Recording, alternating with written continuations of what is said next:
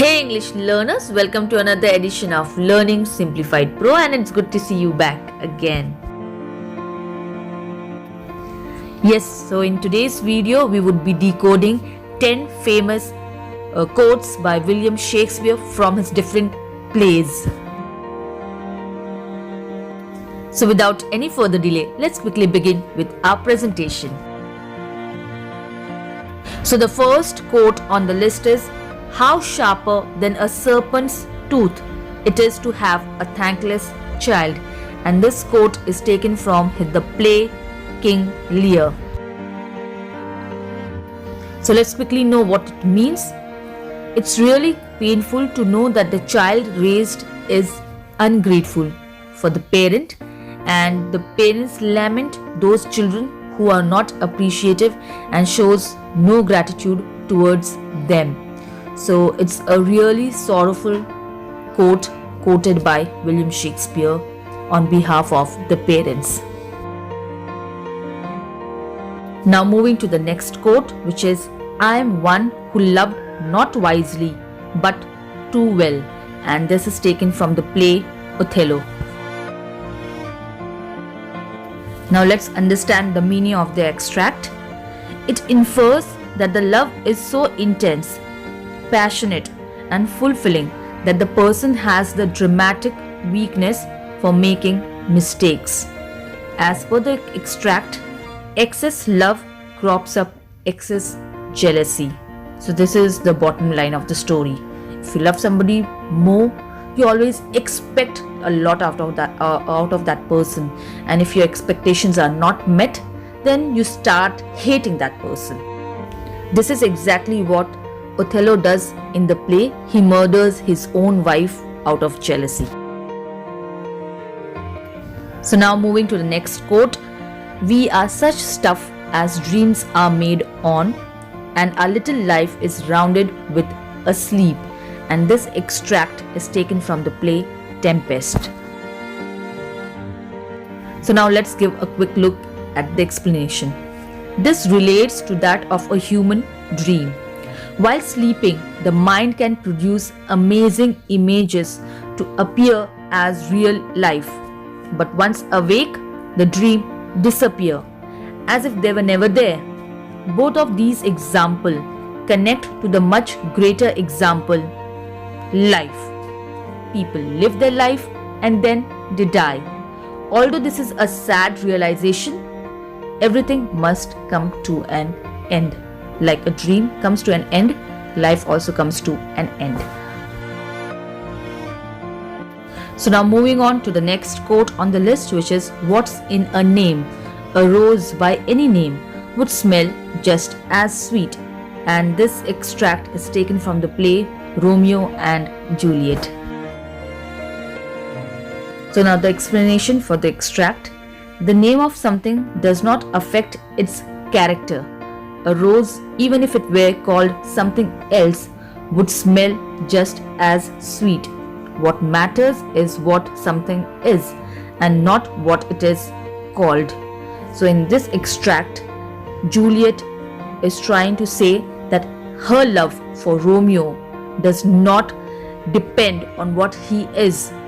His character matters the most, and she has fallen in love with him for what he is. So now moving on to the next quote on the list, which is, "An uneasy lies the head that wears the crown." And this quote is taken from the play Henry IV Part 2. So now let's give a quick look at the explanation. A person who has a lot of power and prestige also has a lot of responsibilities and therefore worries more than other people and is constantly apprehensive. So now the next quote on the list is, "All the world's a stage and all the men and women merely players. They have their exits and their entrances, and one man in his time plays many parts." And this is taken from the play As You Like It. So now let's give a quick look at the explanation. It means that man is the ultimate loser in the game of life.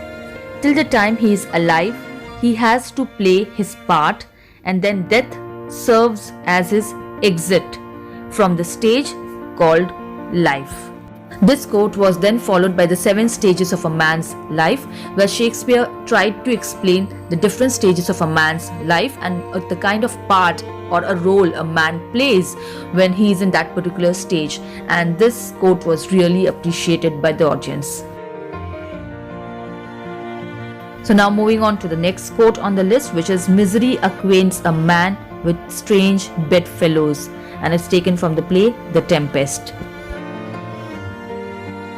Now, as per this quote, strange bedfellows means forming peculiar association so as to win the situation.